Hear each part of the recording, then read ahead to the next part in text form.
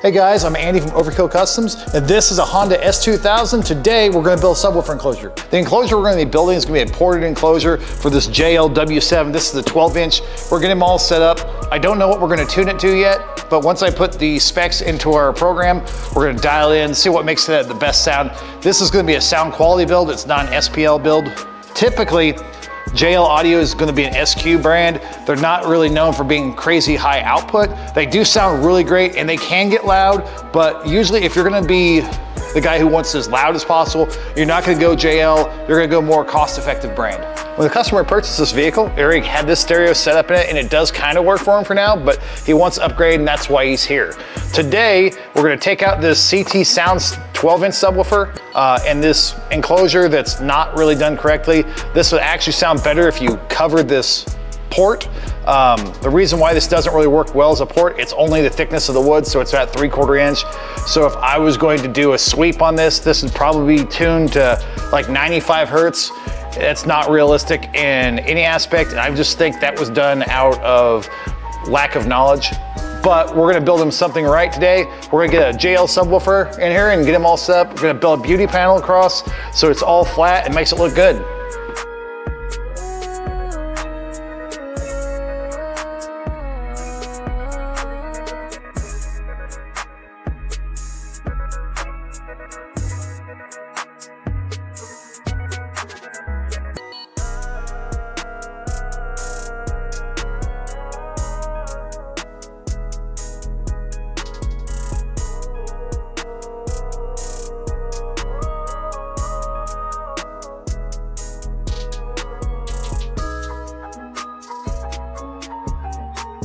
So I just finished cutting everything on the table saw. Now it's time to glue everything up. I'm gonna put glue on this, hit some brad nails. The brad nails are not structural, but it just helps hold it until the glue fully sets in like 15, 20 minutes. But this enclosure is kind of small.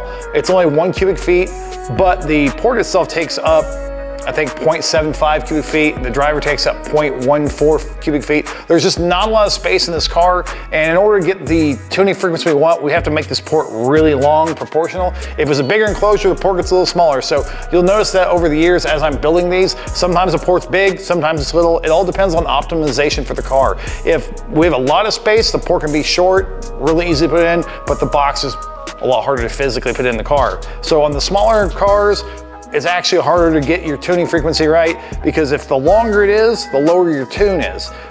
The smaller the enclosure, the longer the port is. So sometimes when you're trying to do, say, a 1/2 cubic foot, your port might take up 2.5 cubic feet just because you're trying to squeeze it in. And then usually when that happens, it's because you chose the wrong speaker for the application. Sadly, I've had to do this, not from my own doing, but it's typically a customer gets online, gets shopping, sees the big numbers, I've done it too, and you buy something because it looks cool, but it doesn't fit your application. You wouldn't put a 10,000 horsepower engine in a Miata, the car couldn't move.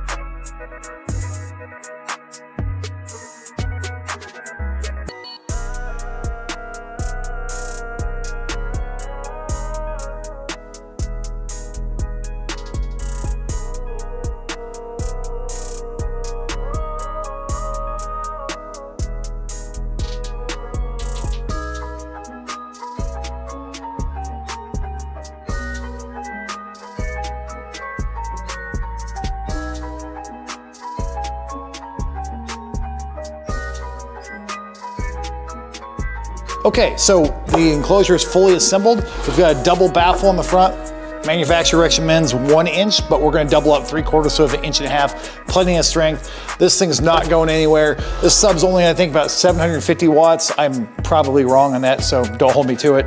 But this is definitely gonna be solid, definitely good for this setup.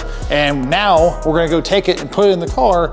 And at that point, we're gonna figure out all the extra panels we need to build it around. But this is kind of our keystone. This is where we start. All right, so I've placed in the enclosure. There's no need to actually mount it down. It goes into like a 6-inch hole to tuck in. Not to mention there's no place for this thing to go. So there's no need to waste your time going crazy with this. But previously installed a amplifier over here and the capacitors over here. Now these things are gonna get upgraded in the future, but for now we're just gonna hide them. One thing we're also gonna do, we're gonna shorten up this wire. All these wires are way too long. The previous installer ran everything underneath the enclosure. And eventually we're gonna go replace all this. This is copper clad aluminum. This is bad wire. This is not good. Don't use this. Until the customer has the money to upgrade this, we're just going to shorten it and reduce the risk of fire. This is just not wire that you should be using in your car. If you care about your car, hell, if you don't care about your car and you care about your life, don't use CCA wire, copper only. Okay, so this is kind of funny. I went to move this stuff around. I noticed the capacitor was moving a lot. Then I realized it was Velcroed in place. So I was curious. And I looked over here at the amplifier, Velcro. Not the greatest, but granted, whoever installed this the first time didn't do the greatest. If it's DIY, it's better than nothing, let everything slide around. And I could understand the guy just didn't want to put holes in the car, but you do need to secure the stuff. The other issue with this being, the ground just came undone, being 4 foot away from your amplifier and then your ground, your capacitor is pretty much useless at this point. So you want to keep it as close as possible, ideally within 18 inches, but the new lithium batteries do way better than these capacitors. This is more old technology. We used to use it way back when. So we're going to eventually switch them over to a lithium battery. But for now, I'm probably gonna consolidate this together on one side, not sure which one yet. And actually looking at this wire, I'm just gonna upgrade them. I'm not even gonna charge them. I can't have the car leave the shop with this crap. All right, so this is the next morning. The paint on the pieces of wood we painted last night are all said and done. Now we're gonna have to wrap everything in vinyl and carpet. The enclosure itself on the bottom of this, you're not gonna see it, but my thoughts are, in case you pull the top off to access something, I don't want anything exposed wood. So rather than painting this, we're gonna wrap this with carpet and then drop it into the wheel well. That way it's a nice finished product.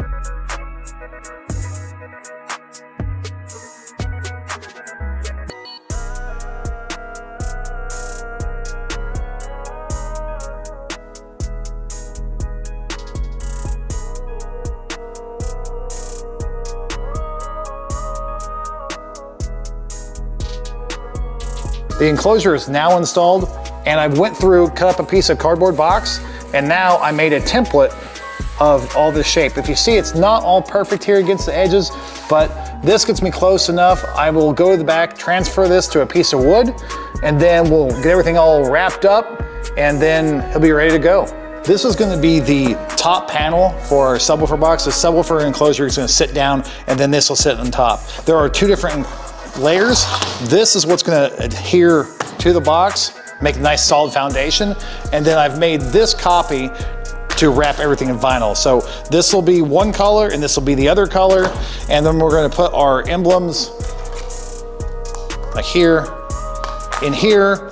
But the first thing I went through after transferring everything over is we put this little rabbit groove here. And this is when we take vinyl and we wrap it over. It has a nice place to stay, because when we're gonna put magnets to hold this down, the next thing we're gonna do is gonna take this to the router, and this little edge here, we're gonna put a 45-degree chamfer on it so it has a nice smooth transition. I'm now prepping the A surface to the B surface, and what I'm doing now is I'm taking an 1/8 inch drill bit and I'm drilling through both layers to mark my hole where the magnets are gonna sit. I've got everything clamped in place right now. That way nothing shifts on me.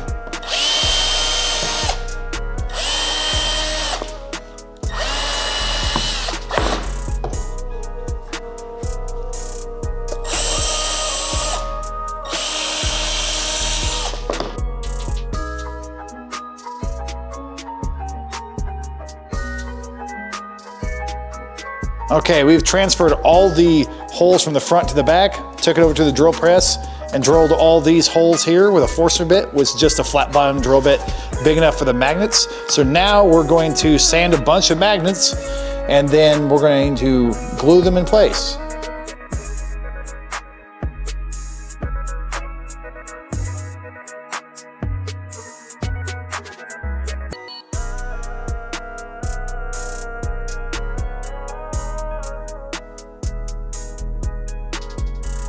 To add a little bit of style, I just said that we're gonna put a couple of emblems in here. We've got our logo for the right side, and then we're gonna do an S2000 on the left side. And what we're gonna do in this, we're gonna glue this down, and then we're gonna fill body filler up to it. That way when we have vinyl and wrapped it over, we press this flat into it. It gives a nice little embossed look. It's very finished. Okay, we've got all the magnets placed in. There are a total of 51-inch magnets on here.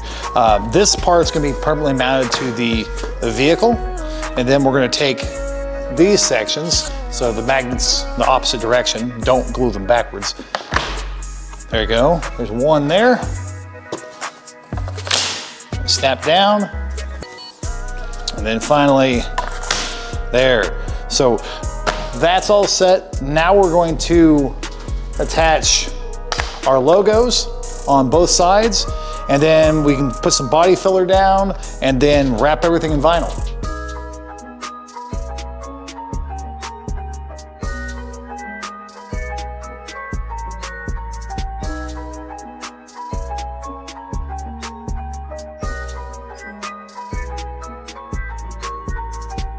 Okay, just finished up the body filler on these panels. This little insert here, can drop right there. Little Mac's gonna sneak over here.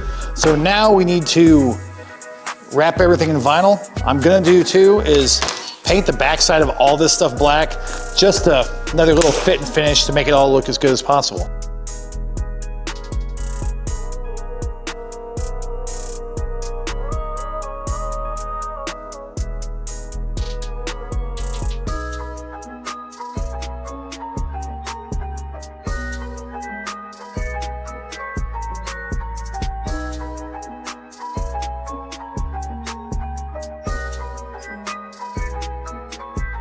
When a car comes into our shop and we're gonna build a custom enclosure, rather than just building something out of nowhere, we try to match and complement the interior. We can't get exactly, but we can get really similar in the family. So what we've done here, we've got some black vinyl we ordered specially for this car. It's about the right color black, which black is usually not too hard to match, but trying to get the grains a little harder. But this is probably as close as we're gonna get. And since it's gonna be about 6 feet away from everything else, it's perfect. We also ordered some red, and red's a much harder color to match because this car is about 20 years old, so trying to deal with sun fade and stuff like that. But we've got a color that's pretty darn close, and like I said before, it's 6 feet away, so you're not gonna notice difference. It's gonna look, it's identical. It has the same color family. It's also got the same sort of textured pattern, so it's gonna be a perfect match.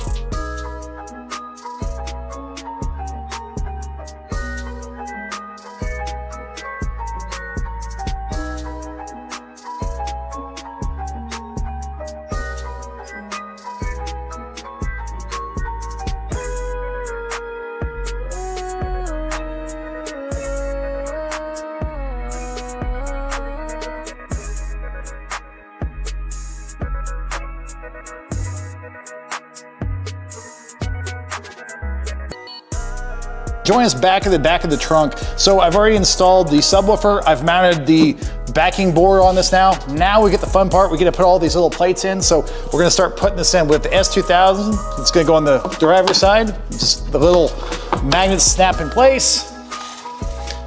We're gonna have to have our shop logo. We'll clean this here in a second.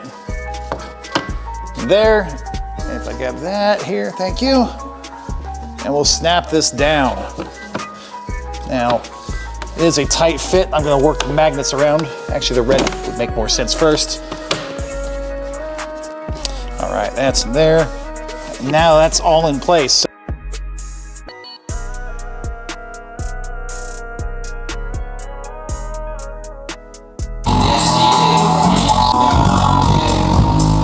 Thanks for watching. My name's Andy from Overkill Customs. We're located in Murfreesboro, Tennessee. If you have any questions, reach out, 615-462-6074. You can also find us on TikTok, YouTube, Instagram, and Facebook. We're gonna be Overkill Customs TN. Make sure you like, comment, and subscribe, and we'll see you on the next one.